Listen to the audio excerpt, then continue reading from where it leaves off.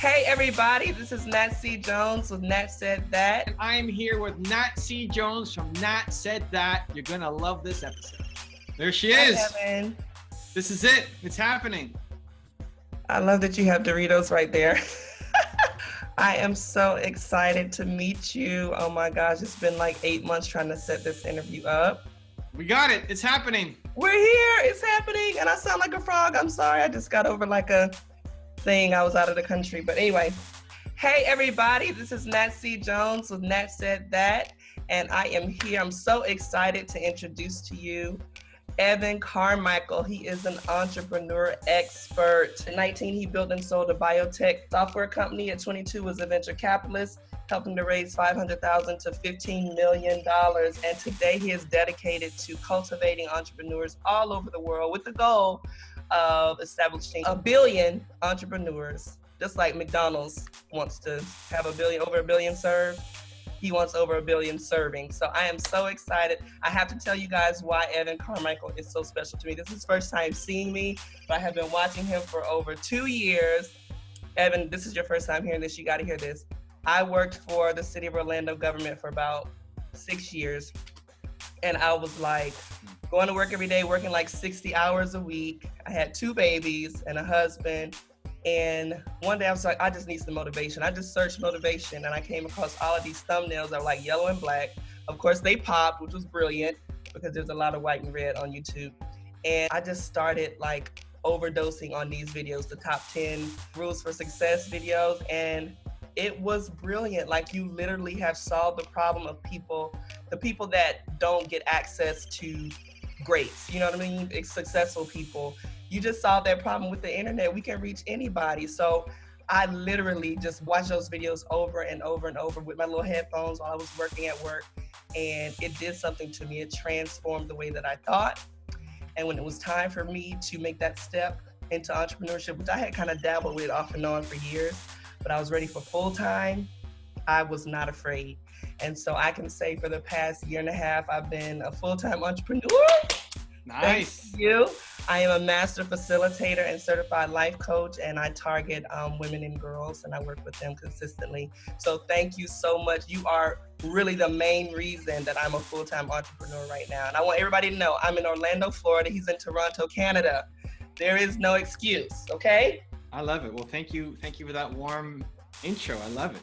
It's just, I mean, you just mean a lot to me. The work that you do is fantastic. I have a couple of ladies I work with, and pretty much every woman that I meet has something else that they would rather be doing or a dream, but there's always this fear. And so I'm always like, wait, have you heard of Evan Carmichael? Here, let me give you his one-word book. The one-word book is bananas. So I handed a friend of mine that book. She needs to give it back. Actually, I need to call her.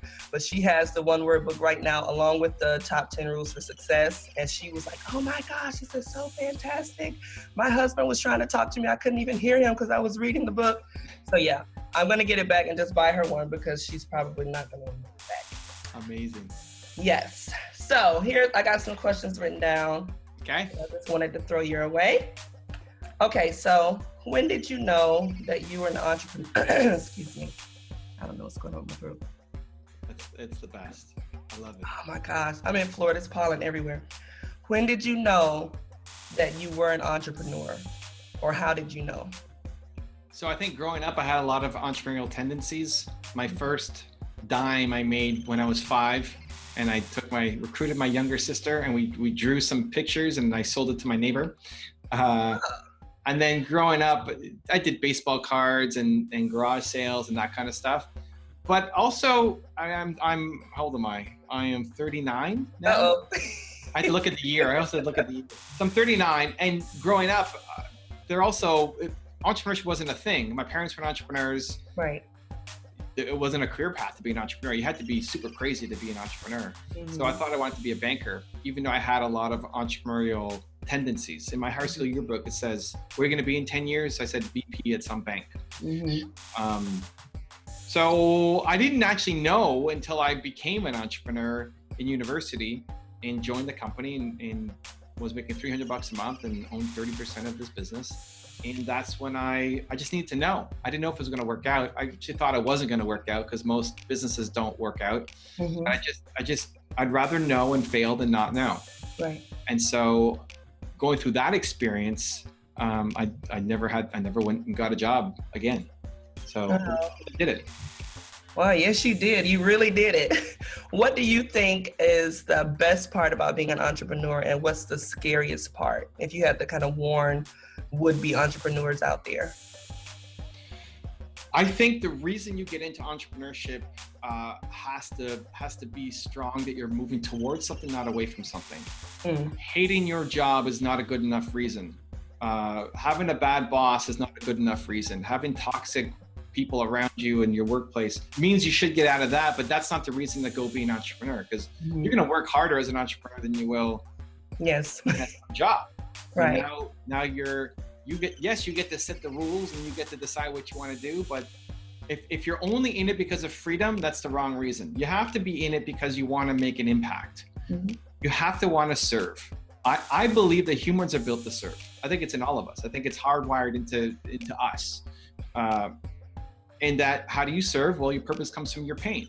That the thing that you struggled with the most in life, whatever the most painful moment of your life was, helping other people not go through the same thing that you went through will be the thing that will fill you up for life and will never get old. And so that's the thing that people need to find. I love helping entrepreneurs because I struggled so much as an entrepreneur. So I want to now pay it forward and help others. And that's everybody. So you need to figure out what's the going to that you're creating, not the moving away from, and then how you're going to serve. And if you do that, you'll have success. I think most entrepreneurs, when they get started, they're doing it for the wrong reasons, because they just don't like their job, and then they're just chasing an opportunity. They don't actually love the thing, but this is a hot thing to do in 2019, 2020, 2021. So that's what I'm going to do. But if you don't love that thing, you're going to lose. So that's the biggest mistake most entrepreneurs make. I agree with that totally. I don't know if you found this, but I found all of my life. What I'm doing now has kind of been happening all of my life. Like, there have been girls drawn to me, women drawn to me, and I went through struggles because of being a female, self-esteem issues and things like that were really traumatic. And then all of a sudden there are these people that are drawn to me, and I thought it would just be a hobby. Like, there's no way for me to make money, helping people. But it was consuming all of my life. Do you find that a lot of entrepreneurs need to kind of pay attention to those dots that need to be connected? Like, who are the people showing up to you? Who are you drawing to yourself to know what it is they're supposed to be doing? Yeah, it's interesting you said that, because I'm writing a new book about finding your purpose and turning into a business. And then I included the last chapter on how to make money, because I think a lot of people feel icky or nasty about trying to, well, I just love helping these people, so I can't charge for this. I think it actually is selfish not to charge for it. I think it becomes your obligation that you have to charge for it. Not to everybody. I think there'll always be a percentage, if it's 10% or 20% of people who get in for free because they can't afford it. But if you don't learn how to make money from your purpose, then it will always be a hobby, and you'll always have to do a full-time job to then support your hobby. Where if you actually made it a business and learned how to make money doing it, serving people in an ethical, life-changing, positive way, then you can reach more people. You can build a team. You can scale up. Now, instead of as a hobby, you can hit 10 women a month. Wow. Hobby. But if you have a business and now you're building a team of amazing women who all want the same thing, maybe now you're reaching millions of women. Wow. So I think it's your responsibility to turn that into something that then can create a ripple effect greater than just a hobby on the side. I like that, because I found in the journey of becoming an entrepreneur, you have to almost tackle some core beliefs that you have that have kind of held you back, especially concerning when it comes to women making money. It's like, it's a no-no, and then I'm involved in the church community, and then that's like, no, you do everything for free. And I had to really break that down to see, why is it wrong for me to have money? And if I don't, it's like a constant struggle for me to even get anything done. But I feel like such a good person, but I'm not really impacting anybody. So I think I'd like to tell people that money needs to be in your top 5. It just can't be number 1. You write that down. Money can't be number 1. Okay. People who have money number 1, they actually don't even make money. The people who who are only in it to make money never make long-term money. You look at the people you look up to, respect, entrepreneurs who've made it, they want, there's a mission, there's a purpose. That's first. But even if you're a church, you have to make money. Like if your church doesn't make money, you don't have a church. That's true. So I think people have an unhealthy view on money. Some people think money is everything growing up. It's not. Like, is it taught by their parents and community and culture? Money is this next person walk into your coaching practice, that's my next suit. That's my next car. Right. It's over. Like that's the wrong mindset. Right. But then other people think money is the root of all evil. Evil, yeah. It's not. It's a tool. It's important. You need it.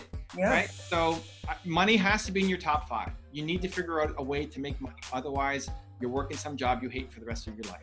It just can't be number 1. There has to be something above it, and that's your purpose, your mission, what you're chasing down. To my viewers, he made a great point. The Bible doesn't say that money is the root of all evil. It says actually that it answers all things. But the love of money, making it number 1, as he said, that's where the problem comes in. So you need it, and it needs to be a tool, not your master. Okay, so this is a question I've always wondered, and I think you kind of answered it earlier. Do you feel like some people that entrepreneurs are born? I know you said that everybody has it in us to serve, but do you think there's some people that are just more prone or more gifted or more capable when it comes to achieving entrepreneurship? So I think everybody has what I call Michael Jordan level talent at something. Okay. If you go religious, everybody's a child of God. You were created, you are beautiful. You should be making something amazing in the world. You are not meant to be living this small life. Right. So if everybody has Michael Jordan level talent at something, for some people that's being an entrepreneur. For others, it might be being a teacher in the school system, right? It could be many things. How do you find it? Well, you need to explore. You need to taste, you need to test. Just like you found my videos, you were searching for motivation and you found them, and then you're like, I like this. And then you dove into it. A lot of times you can't think your way through these things because chances are the thing that you should be doing is very different than what is in your family and in your circle. Most of the time, the thing that you should be doing with your life is very different than what your parents did or what your brothers or sisters or cousins or community or church, people there are doing. Yeah. And so it takes courage to go off and do it.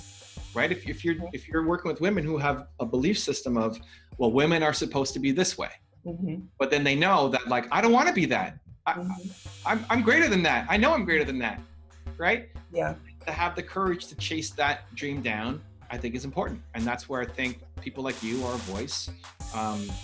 One of my favorite stories of all time is, I don't know if you ever watched Star Trek, the original Star Trek. Yeah. With Lieutenant Uhura. So Lieutenant Uhura was 3rd in command on the starship, and at the time was crazy because there was Captain Kirk, and then Spock, and then Uhura. That was the order, and no woman had ever been in that kind of position of power, let alone a Black woman on TV at that time. Right? Black women were maids and servers and nothing. Right? So Lieutenant Uhura, she signed up for 1 year, and Gene Roddenberry, the executive producer, put her on and said, hey, I want you to be in this role. And after a year, she said, I want to go back to Broadway. That's where I started. I don't want to do TV anymore. I want to do Broadway. I had to quit the show. And then Martin Luther King came and paid her a visit. And he said, what you're doing for this community is too important for you to quit and go to Broadway. You have to stay on the show because people are watching and they see this Black woman in a position of power. You have to stay.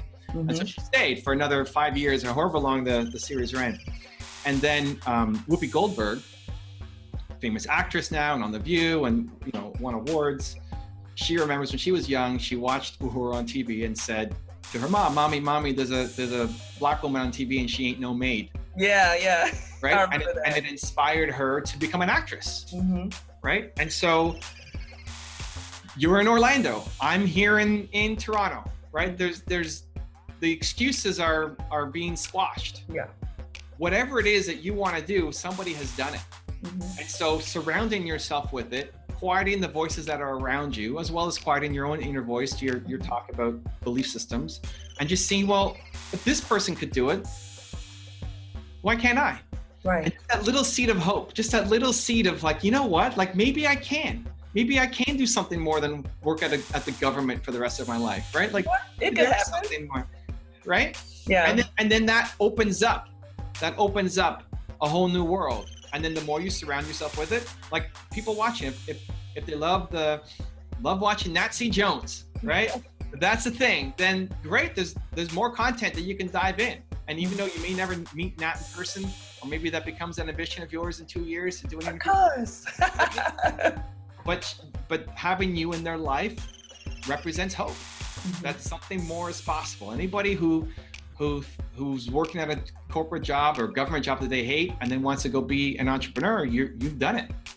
And I think taking the mantle, because it's easy to say, and I fell into this trap myself. Well, who am I? Right. Who am I? I'm profiling Steve Jobs and Oprah Winfrey and who am I to have a story, right? Like it's easy to think, well, who am I? But the person who you were 5 years ago, you could go talk to that woman and give her some real advice and knowledge. And there's a lot of people who are like the woman you used to be. And so those people need you.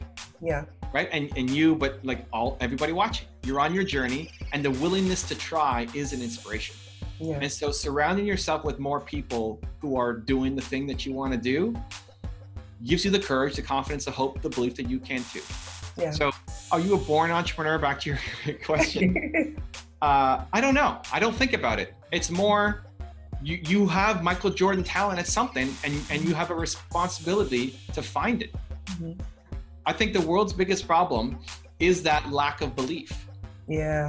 I think the woman who solves cancer could have already solved it right now, but instead she's an account manager at an accounting firm. Yes. Yeah.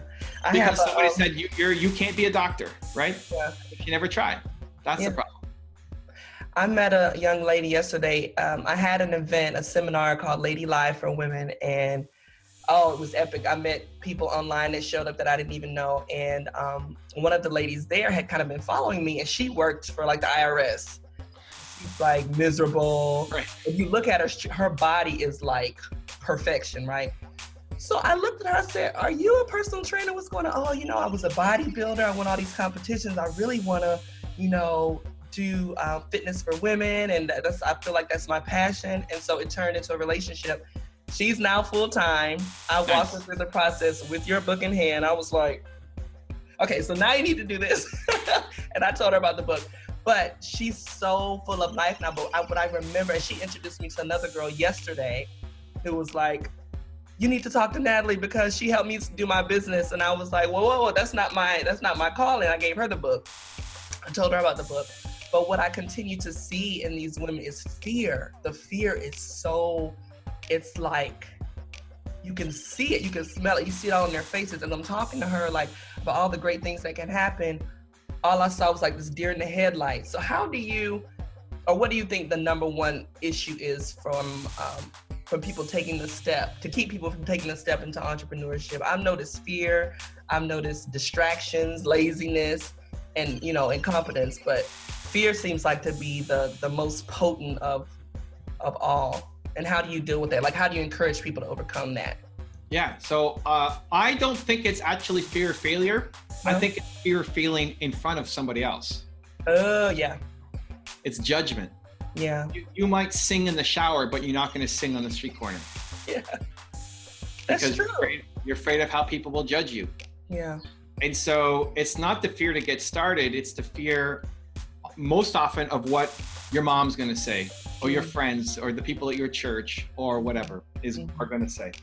And so people don't want to do it. Or some random person on the internet watching this video who just doesn't like red headbands and is going to come after you. Right? I mean, that happens. Who doesn't like red headbands? Listen, there's somebody. Right? People will hate you just because of their own insecurities. Yeah. Have nothing to do with you. They'll make a judgment call right away based on their own history and insecurities, and you have to, face the brunt of that. Yeah. What I do for myself, and when I tell people I'm working with them, is fear is not an acceptable answer. What's the reason why you're not doing the thing you want to do? If the answer is fear or difficulty, it's not the answer. Because you do scary things. You want to do scary things. You're afraid of doing that thing, but if you don't have something in your calendar in the next month that makes you scared, you hate your life. Oh yeah, heck yeah. Because you're just doing, when are you not scared? You're not scared when you're comfortable. You're not scared when you know what's coming up. So that means you're photocopying your day every day. Mm-hmm. You don't want that life. Yeah. Nobody wants that life. Like we want to grow. We're built to serve and we want to grow. We want to learn. We want to take in new things. You want to. Nobody wants to just photocopy the same day over and over and over again. No. So that you need to inject new things in. With anything new, there comes a dose of fear. And so you do scary things. Teach yourself.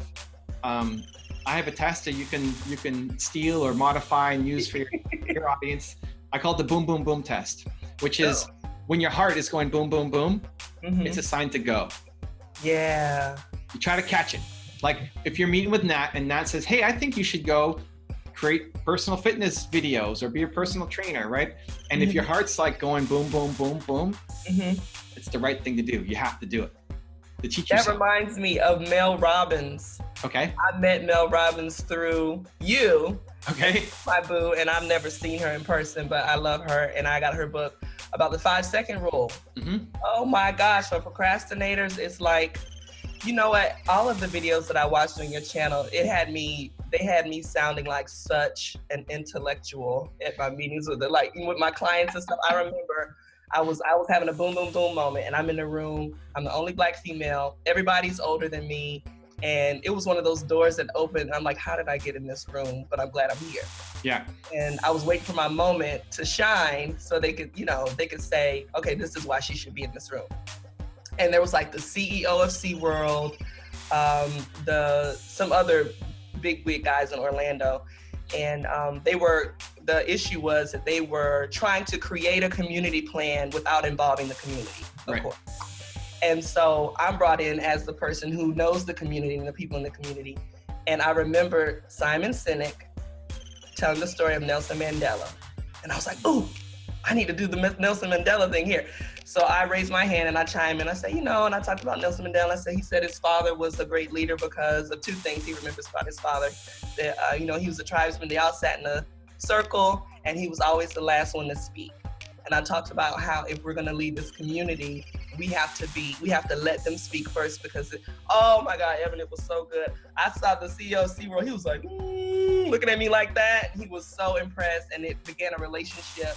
I was present. I was there then. And so I was like, words are so important, and being able to connect with people that know more than you and then share that knowledge, it just gets you, it makes doors open for you that would have never opened before. And so I want to thank you for that as well, because you're making me sound really smart out here with these videos. So listen, you've showered nothing but love and praise on me, and I appreciate it. I'm 1/2% of your success. Yes. I will own. I crushed my 1/2%. You did. You crushed it like grapes. I did. I crushed it. Crushed it. I'm awesome, but it's only half. Like you did all the work. Yeah. You're 99.5% of it. Because you're the one typing it into YouTube. You're the one who's quitting your job. You're the one who has the courage to go through that door instead of say, what am I doing here? I don't belong here, right? To raise your hand when it's easy to be a mouse and be quiet and like, these people know more than me, right? Like, so I'll take my 1/2%, but I want you to own like how amazing you are for just getting up and doing it. Thank you. Thank you. I really want to share with you what I'm working on now. I know we have like 2 minutes. So my background is nonprofit. I'm a nonprofit baby. Do-gooders that are, the ones that are always broke because they're always trying to do stuff for free and help people. But I have a nonprofit called the Community Life Improvement Center, and I established it back in 2015. I've kind of been just blindly, you know how it is when you don't know anything and you're trying to learn as you go. And I've made some strides. I have a branch of it. It's called the Click for Girls, where we inspire girls through faith, self-esteem, healthy relationships, and community awareness. And then that branched off into Lady Live because I found out that the women who were volunteering to work with the girls had their own issues and their own needs. So I opened that up. And me being a certified life coach really helped with that. So now I have the Click for Girls and I have Lady Live. And there became an issue that we didn't have a place to meet. We're always like going from community center to community center. And so I started a project called the Click House. And this is the biggest project I've ever done, and it's fundraising. And I know nothing about fundraising. Of course, in my mind, I'm like, all of my Facebook friends are gonna give $10 and I'm gonna have the money and I'm just gonna buy the property. Do you have any advice? Because I know you're a venture capitalist. It's different, I know, than fundraising for a nonprofit, but do you have any advice for how I can Storytelling. It's all storytelling. Fundraising is about storytelling. There's a million causes. Why yours over something else? Why not go plant trees in Oregon? Like, there's lots of great, why not clean up the oceans and get rid of plastic? And there's so many great causes. Why this over something else? It's the stories behind it. At the same time, though, I would honestly try to find a way to turn it in. I mean, it's the way I'm wired and I think, but I want to turn that into a business. Okay. So that you're not always asking for handouts and donations. Yeah, that's hard. I hate it. But you're making money. You're providing jobs and opportunities. Like maybe you create a venture capital fund for women to start businesses and get. There's a group I work with. There's a really crime infested neighborhood here. Young. Lots of people on the street and lots of crime, and they're trying to get people off the street by starting their own business. Right. That's a part of it. Yeah. Invest in people, sell products, have the women go out on speaking tours, or you do speaking, right? Like find a way to make it a revenue model. Okay. So that is sustainable. Okay. And that you're not always coming back asking for a handout. And this is the problem. Then you're struggling for, where do we meet this week? And yeah, it's hard. It's because there's no revenue model attached to it. And so without a revenue model, you stay small forever and it becomes a hobby. Yeah. You attach a revenue model to it, you can hire a full-time director who's just running all of this. And then you get to come in and just do what you're, of course. And then, and now becomes a national thing and not just your one little community, because how much Nat can do while she's doing everything else is going to be limited. The heart is overwhelming, but the ability to have an impact with Nat doing everything herself is going to be brutal. So you need to find a business model around it so that you can scale this to be an amazing, world-changing, female-run organization. It's gonna be, and you know what? And I know we're out of time. That, I believe, is why I have these ladies now coming up to me about starting their business. And I'm thinking, that's not what I was doing. I'm trying to do something else. But you know what? That's a need, obviously. And they saw that I was able to do it. So I'm definitely gonna do that. Figure out a way to make some money doing it. Thank you so much, Evan. This means so much to me. You have no idea. Yay! Thank you so much. Okay, I gotta run, but thank you for the love and best of luck. Thank you. Have a great day and enjoy the Doritos. No, I don't eat those. No? No, that's my whole damn the Doritos strategy. Oh, okay. I want to eat them, but I don't. So I teach myself I'm stronger than the Doritos. Oh, you're so brilliant. Okay, I'm gonna try that with crawfish. Okay, bye.